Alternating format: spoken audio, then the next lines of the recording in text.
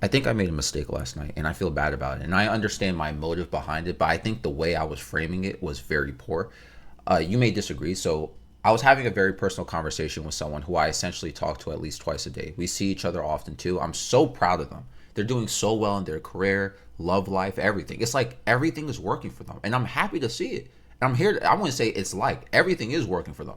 And I'm here to support them. I'm happy for them. But they told me last night, right? They've been on this high right now, this successful thing going on trajectory, and they told me last night that they started taking antidepressants again for the past week at least.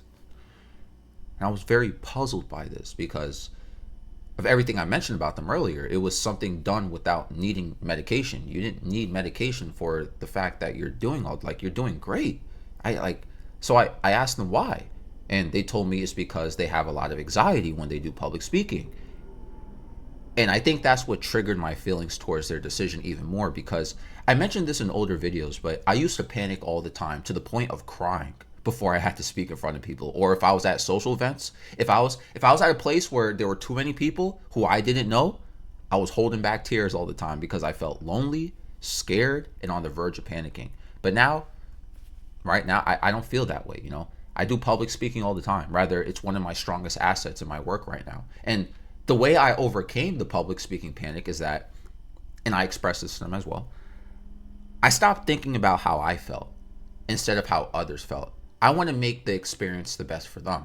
Not about, oh, I'm in my feelings right now because like I'm scared. No, I want to see, okay, well, if I think too much about my feelings and now I'm scared and I'm this and that, then their experience is going to get ruined because I'm going to start altering my performance because I'm so, I'm freaking out. So look, I may panic, I may have anxiety, but I started to shift my mentality around. Instead of trying to remove my fear and anxiety, I embraced it and used it as a motivation to understand that I care for a reason. Someone actually gave me very good advice one time before I had a sales presentation, and I was literally crying in the back room, right? I think I told the story in an older video. I was dead serious, but this was about a bit over a year ago too. So I had a presentation to do, right? And I was crying before it. I don't remember if I was like in the bathroom, or I think I was in the bathroom. I don't remember, but like, there were so many people who I didn't know, and someone found me in the bathroom, and like I was literally crying, I was panicking, I was like losing it. You know what I'm saying? And they said to me, "Yo, Andre, you know, Michael Jordan said before every game he was nervous. Literally, Michael Jordan was nervous before every game. Yet he still became what he became. If you didn't care about this, you wouldn't be feeling this way." And I think about that all the time. Every single time I get scared to do something, I think about, you know what? I'm nervous because I care. I care about this, And it's like I need to shift my mentality to use my anxious energy to fuel myself for preparation or focus. So I expressed this to them too, and they admitted I was right, that their performance wasn't affected by the antidepressants. I remember they just started for a week. I know a week is a very short time for the effects to go through, but they feel like, yo, well, they notice a difference, but their performance hasn't changed. But it's easier for them to prepare for it now, because remember I said like before the public speaking, I used to freak out. Like they said, they don't feel that freak out before it, right? And we continued to talk about it a bit more, and it wasn't registering to me about the necessity for them to be on this. And look, I've been through my constant situations. I used to be on all sorts of medications as well as for my own wellness too, and I've shifted away from that for about a year now.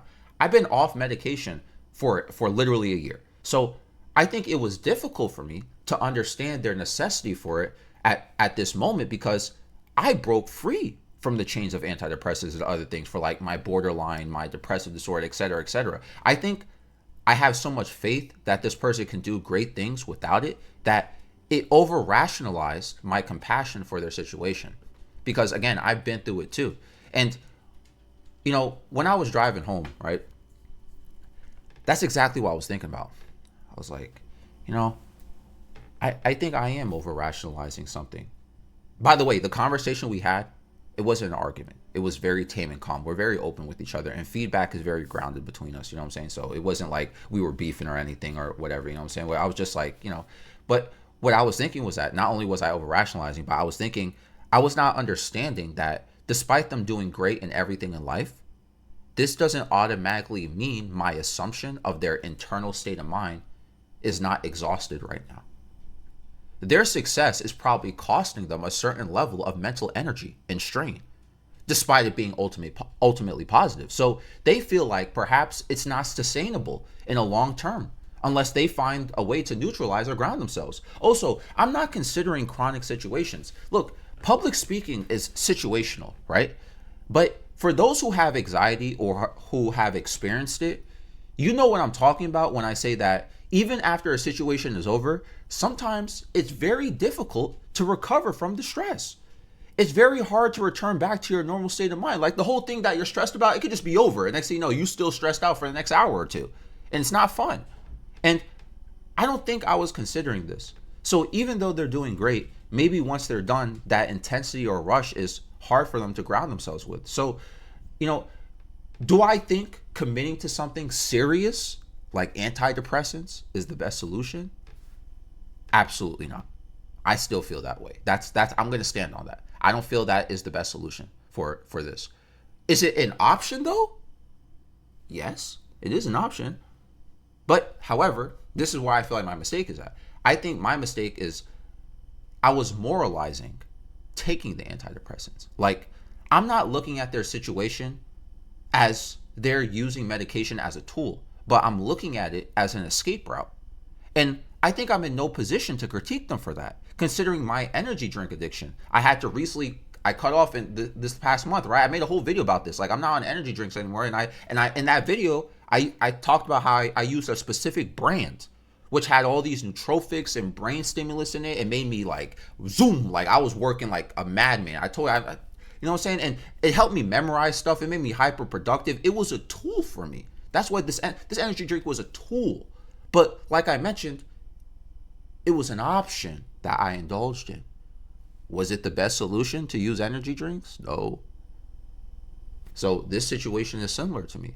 And I should have approached it with more compassion and understanding. Like, you know, like, I don't know. This is just how I feel about the situation. This is how I'm thinking about it. Maybe you guys disagree and think that I should have been more stern about suggesting they get off of it. Like, or, you know, maybe you're against antidepressants in general. You know what I'm saying? I have a strong feeling against it because, you know, I felt like it controlled a good portion of my life and I'm not very happy about it. Or maybe you guys feel the way that I was questioning it was fine, but you agree with my take that, you know, I'm looking at it from a moralizing perspective rather than something else. I think I did a good job validating their situation. Like I talked about the Michael Jordan thing and like my situation and so forth. But then I think perhaps I shouldn't have questioned it. I should have just validated how they felt and then reserved my judgment.